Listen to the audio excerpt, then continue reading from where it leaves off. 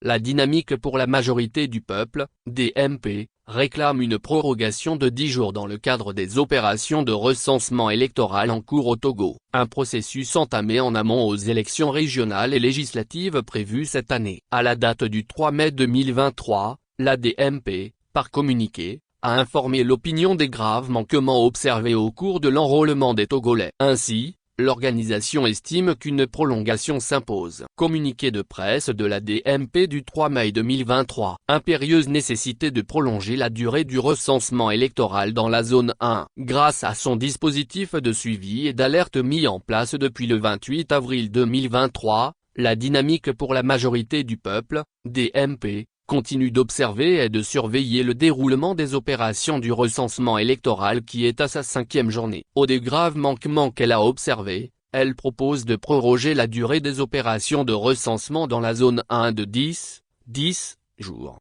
En effet, le bilan des observations et de la surveillance n'est guère reluisant. Les centres de recensement et de vote, CRV, sont de plus en plus envahis par les populations désireuses d'obtenir leur carte d'électeur. Dès le premier jour, la livraison et l'installation tardive des équipements a fait perdre une journée dans la quasi-totalité des centres de recensement. La lenteur des machines d'enregistrement et des opérateurs de saisie, OPS, observée dès le début des opérations, persiste et s'aggrave, créant ainsi des tensions dans plusieurs CRV de la zone 1. Par ailleurs, le manque de matériel et de fournitures, encre, fiches d'enregistrement, carburant et Cetra, a conduit à retarder et même à arrêter les opérations de recensement dans plusieurs centres de vote. Les populations sont de plus en plus tentées par le découragement. Les efforts déployés par les responsables de la CENI et des SOLI sont pour le moment insuffisants pour améliorer le système et mieux satisfaire les populations qui sont contraintes de patienter pendant plusieurs heures,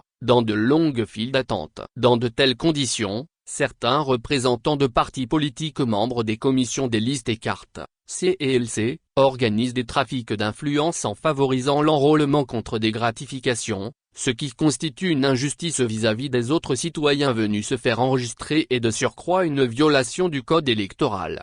Ces faits ont naturellement pour conséquence de décourager beaucoup d'électeurs potentiels qui sont obligés de sacrifier leur journée de travail et leurs activités pour pouvoir se faire enregistrer sur la liste électorale. Si rien n'est fait pour corriger à temps ces imperfections qui entachent l'ensemble du processus à cette étape, beaucoup de nos concitoyens risquent de ne pas être enrôlés sur les listes électorales en dépit de leur bonne volonté à le faire. Cette situation, si rien n'est fait, fausse d'or est déjà le caractère inclusif requis pour les prochaines élections. Au vu de ces constats, et pour répondre à l'exigence d'inclusivité des prochaines élections, la DMP demande aux responsables de la CENI de prolonger de 10 jours la période de recensement dans la zone 1.